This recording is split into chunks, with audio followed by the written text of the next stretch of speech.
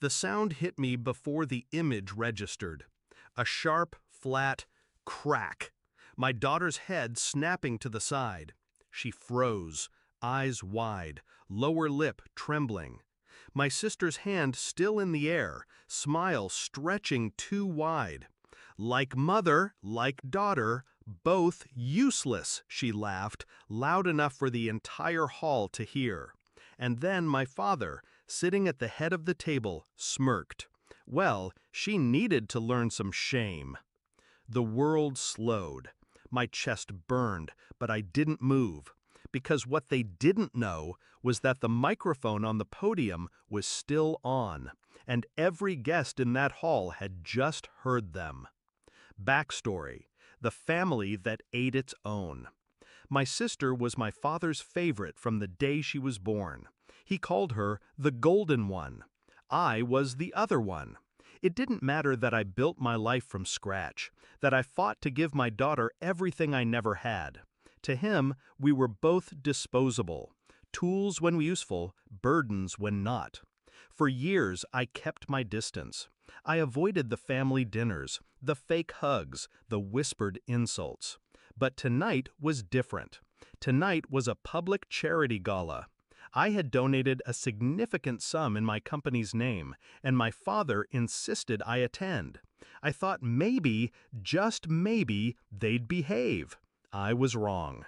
The first signs. All evening, my sister had been meddling. Little digs about my parenting, comments about my daughter's shyness. I ignored them, smiling for the cameras, shaking hands with donors. But I saw the way my father's eyes narrowed every time my daughter hesitated to speak. The way my sister whispered to him, and they both smirked. Then came the moment. My daughter, carrying a tray of desserts to the table, tripped on a loose carpet edge. Nothing spilled, she didn't fall, she just stumbled, and my sister, without hesitation, slapped her. The shift. I didn't yell, didn't stand. I simply placed my hand on my daughter's shoulder, steadying her. "Go to the car, sweetheart," I whispered. My voice was calm, controlled. She looked at me with tears threatening, but she obeyed. Inside, my rage was ice. I glanced toward the podium. The wireless mic was still live from the previous speech, which meant the plan. Step 1. Let the moment breathe. Let every guest hear the echo of their cruelty. I saw the glances, the awkward shifting, the murmurs. Step 2. Don't confront them here. Public scenes only give them ground to claim victimhood. I needed precision. Step 3. Destroy her reputation where it mattered most. Her business, her social circle, her curated image of grace. That night I made calls. First to a journalist I trusted, one who had been digging into fraudulent charity accounts linked to my sister's foundation. Then to a friend in the city licensing office, confirming that the luxury spa she owned was operating under a lapsed permit. The setup. By Monday morning, the gala video was circulating online.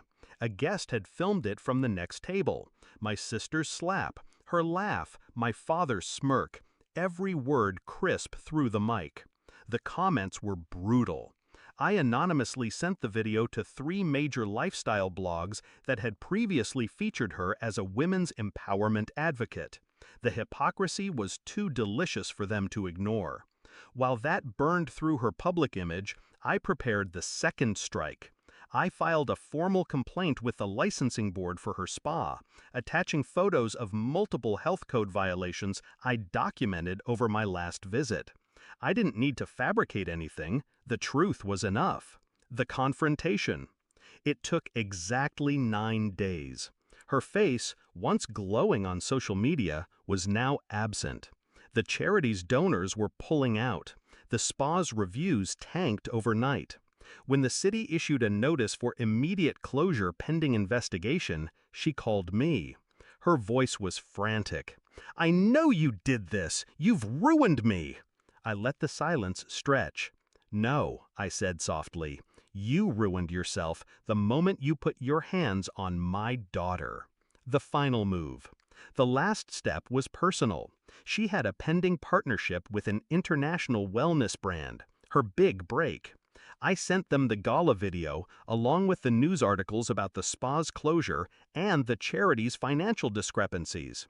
The next day, they issued a public statement cutting all ties. Aftermath.